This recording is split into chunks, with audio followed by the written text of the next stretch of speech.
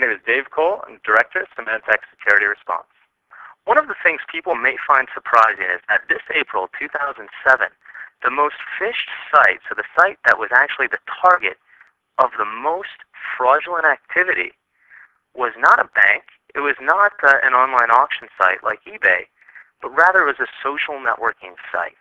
These social networking sites have become targets for the phishers and fraudsters out there as they try and use people's stolen identities to lure people to their spam and fraud sites where they can steal the rest of their identity or sell them a product. Because of this, it's important to keep your username and password absolutely secret on these sites.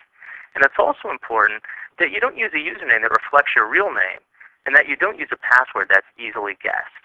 If you're a parent, make sure you've reviewed your profile of your children, that you know how they're representing themselves, and that you know they're not putting their real information out there in photos of their likeness, as well as their home address and their personal information.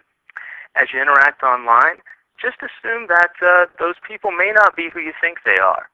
There's a saying by Perry Aftab, who's an online privacy and safety expert. She says that cute 14-year-old boy that your daughter may be talking to may not be cute, may not be 14, and may not even be a boy. You can't be certain of who you're talking to online.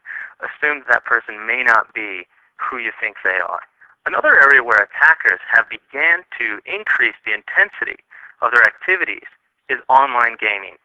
In particular, massively multi-online games like World of Warcraft have become a way for attackers to make money quickly without ever having to mess with stealing someone's credit card information or stealing their full identity. The attackers basically steal username and passwords, either through a standard phishing attack or using a piece of malware like a keystroke logger or a Trojan horse. When they get that stolen information, they go in, they log in as the character whose identity they've stolen, sometimes called an avatar, and then they meet with another avatar and take the virtual possessions from the stolen